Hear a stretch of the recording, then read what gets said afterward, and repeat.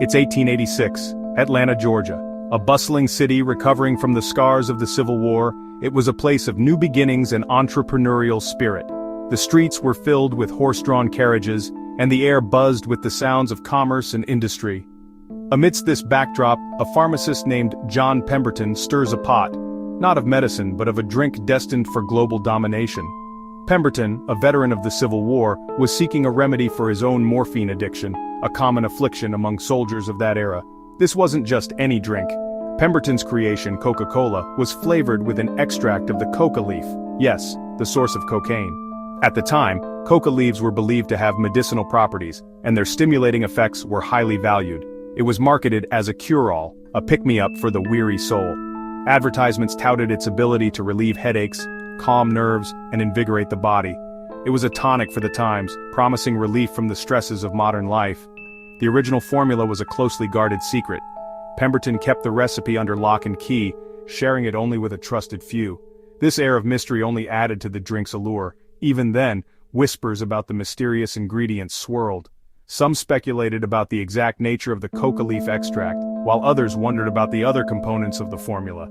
Some touted its energizing effects, while others worried about the potential for addiction. The drink's stimulating properties were both a selling point and a source of concern. The controversy surrounding Coca-Cola had begun before the first bottle was even sold. Debates raged about the safety and morality of consuming a beverage with such potent ingredients. But Pemberton was onto something.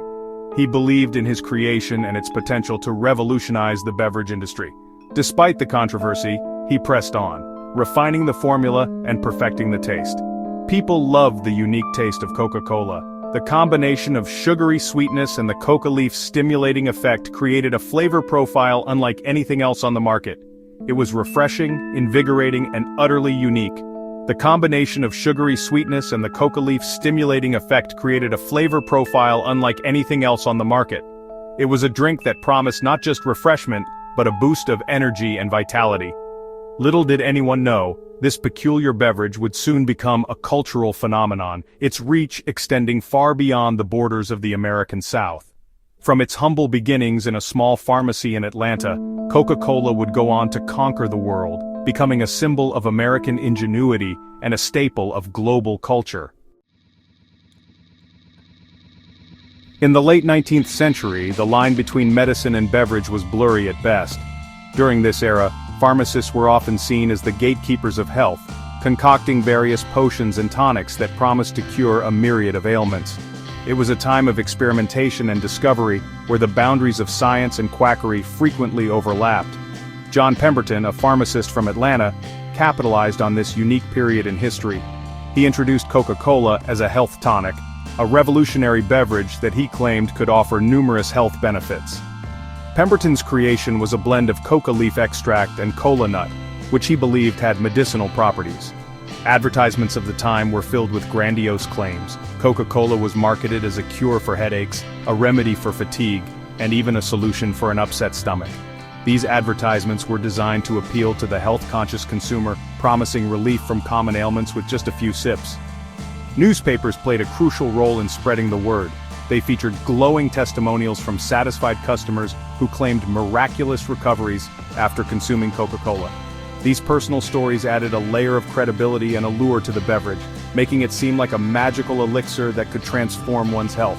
Even doctors, whether swayed by the persuasive marketing or genuinely impressed by the results, began to dispense Coca-Cola as a prescription medication. It wasn't uncommon to see the beverage being recommended for a variety of health issues, further blurring the line between medicine and refreshment. This strategy of positioning Coca-Cola as a health tonic proved incredibly successful. The beverage quickly gained popularity, not just as a medicinal remedy, but also as a refreshing drink that people enjoyed. People flocked to pharmacies and soda fountains, eager to experience the revitalizing effects of this new wonder drink. Soda fountains became social hubs where people gathered to enjoy a glass of Coca-Cola, further cementing its place in American culture. As word spread and demand grew, sales of Coca-Cola steadily climbed. What started as a local curiosity in Atlanta soon began its journey to becoming a national sensation. The beverage's unique blend of medicinal claims and refreshing taste captured the imagination of the American public. setting the stage for Coca-Cola to become one of the most iconic brands in history. While the coca leaf might have given Coca-Cola its initial kick, it was the addition of another controversial ingredient that propelled it to new heights: sugar. In 1887, a businessman named Asa Griggs Candler purchased the rights to Coca-Cola from a financially struggling Pemberton. Candler, a shrewd marketer, recognized the drink's potential but understood the need to broaden its appeal. He made a crucial change to the formula, significantly increasing the sugar content. This transformed Coca-Cola from a slightly bitter tonic into a deliciously sweet and refreshing beverage. The public, it turned out, had a massive sweet tooth, and Coca-Cola was ready to satisfy it. Section 4. A new era of consumption. Aggressive marketing and global domination. Candler's marketing genius knew no bounds. He plastered Coca-Cola's image everywhere, on billboards and newspapers and even on clocks and serving trays. He gave away free samples, ensuring that everyone had a taste of the addictive beverage.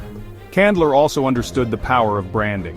He created the iconic Coca-Cola logo, still recognizable today, and insisted on using distinctive contoured glass bottles to set his product apart.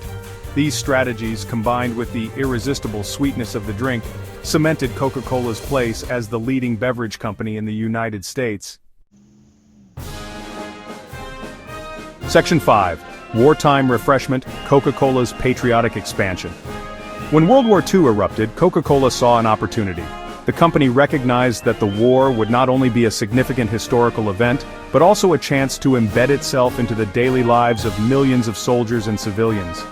The company struck a deal with the U.S. government to provide Coca-Cola to soldiers overseas, positioning the drink as a taste of home for troops fighting far from loved ones.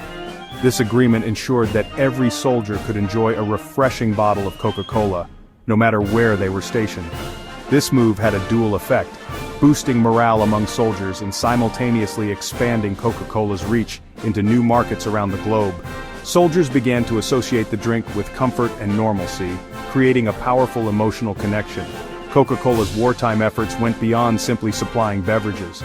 The company took strategic steps to ensure that their product was always available no matter the circumstances. The company built bottling plants in strategic locations, ensuring a steady supply of their product even in war-torn regions. These plants were often constructed near military bases, making it easier to distribute the drink to soldiers. This clever tactic not only solidified Coca-Cola's global presence, but also fostered goodwill among soldiers and civilians alike. By the end of the war, Coca-Cola had become a symbol of American culture and resilience, recognized and loved worldwide. The company's efforts during this period laid the foundation for its post-war expansion, making Coca-Cola a household name across the globe. Section 6. The bitter truth, health concerns, and the price of indulgence. As Coca-Cola's popularity soared, so too did concerns about its potential health effects. The high sugar content, while undeniably appealing to the taste buds, raised alarm bells among health professionals. Studies began to emerge linking excessive sugar consumption to a range of health problems, including obesity, type 2 diabetes, and heart disease. Critics also pointed to Coca-Cola's aggressive marketing tactics, accusing the company of downplaying the potential health risks associated with their sugary drinks. They argued that Coca-Cola's relentless advertising, particularly those targeting children and teenagers, contributed to a culture of overconsumption and fueled the growing global obesity epidemic.